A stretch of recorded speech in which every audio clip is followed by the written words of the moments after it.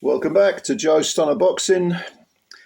36 years ago, Sugar Ray Leonard, a great fighter by anyone's standards, took on Donnie Lalonde. This was in November of 1988. He took on Lalonde for Lalonde's WBC light heavyweight title, and the inaugural WBC super middleweight title was also on the line. Lalonde was a light heavyweight. Leonard dragged him down to 168, so both titles were on the line. Leonard was floored in the fourth round, then came back to knock out Lalonde in a highlight reel knockout in the ninth round. And so he became a 5-division world champion. Lalonde was, decent but limited fighter, Canadian guy.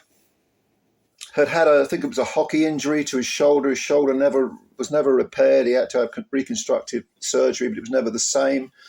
But he could bang a bit. He could bang a bit with, I think it was the right hand.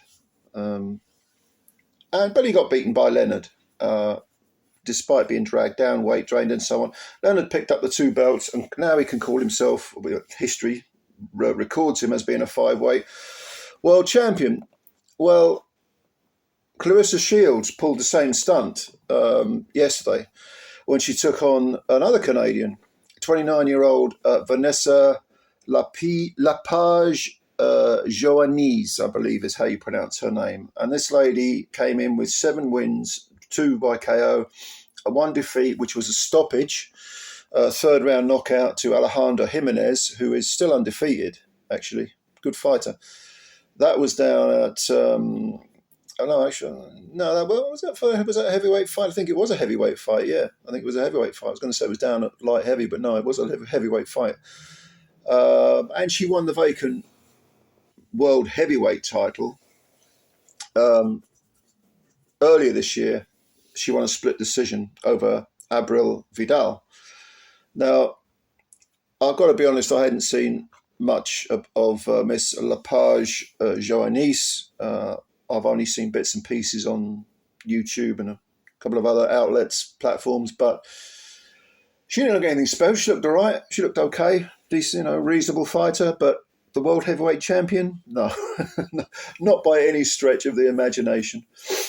And Claressa, anyway, she had the world title, so Claressa made her an offer she can't refuse. Miss Lepage-Joanisse comes over to Detroit.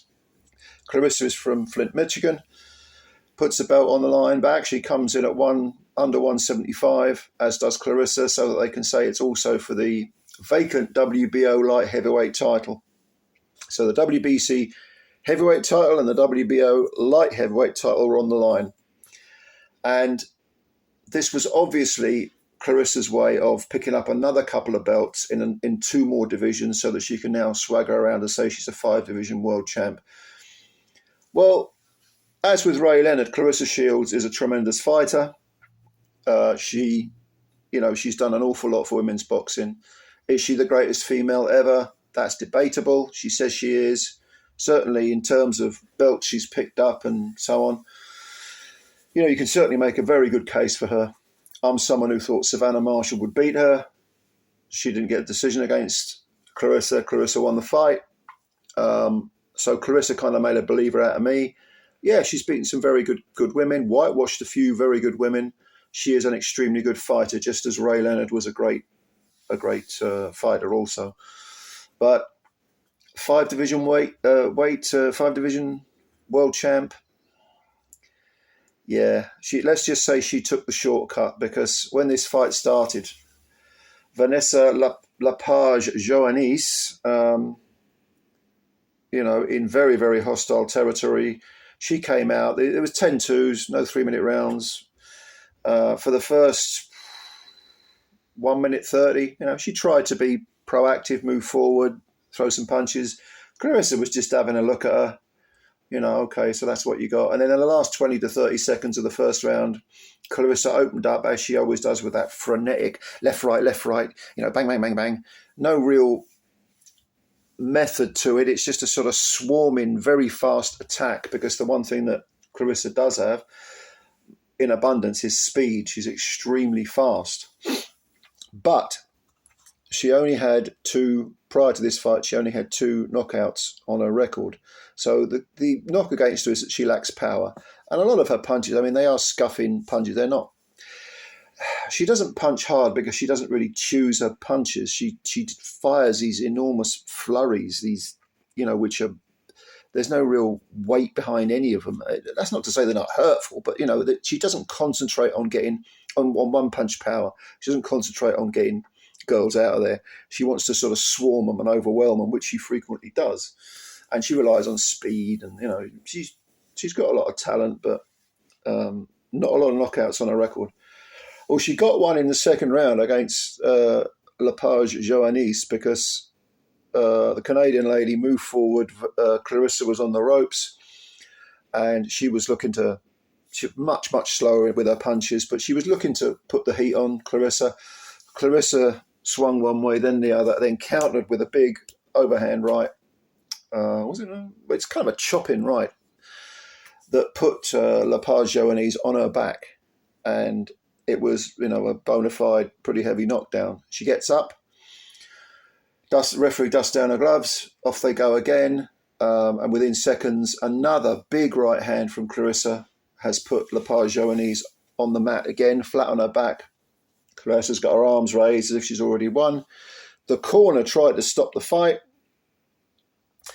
Up gets Vanessa. I can carry on, but within seconds, she's just overwhelmed. She's swarmed. She's overwhelmed. She takes a knee, and the referee doesn't even count, waves it off. So, pushing aside the belts, I think this was a very, very good performance and a very impressive show of power from Claressa. I know she was in there against a 7-1 girl who, hadn't really showed a tremendous amount in the past. I'm trying to be kind here because I've got respect for anyone that gets in the ring, don't get me wrong, especially if you go to hostile territory, someone's backyard, put your belt on the line. Yeah, you're getting paid for it, but it still takes some bottle. And I just thought that she was out of her depth, really. But it was a good performance by Claressa. I mean, I don't know, mate. Maybe if she stays at light heavyweight, even though she looked like she had a bit of a spare tyre around her middle, maybe the extra weight has increased her power, perhaps, has allowed her. I don't know. I don't know. It's a question worth asking. But how many genuinely world-class women are there at 175? I mean, Vanessa was the world heavyweight champion. And boiled herself down to 175 without any problem at all, and got flattened basically. And, don't misunderstand me. This isn't an anti-Claressa Shields video or anything like that, and I'm not casting shade on Vanessa or Claressa. These two women got in the ring and they fought, and I got respect for that. But to call it for two world titles, nah, come on, man. We have to have a little bit of perspective here. Claressa Shields has done an awful lot for female boxing. She's a great fighter. But this was a shortcut to getting another couple of belts in divisions that she previously hadn't been in. So, what did you think of this fight? Did you watch it? What do you think of Vanessa? What do you think of Vanessa? What do you think of Claressa's achievement? Just let me know if you got any opinions. Comments below, of course, as always. And thank you very much for subscribing to the channel. If you're new and you could subscribe, that would be brilliant. And also hit the like button as well, because that helps us out. And spread the word about Joe Stunner Boxing. Much thanks. Enjoy the rest of your weekend, and I will speak to you soon. Bye for now.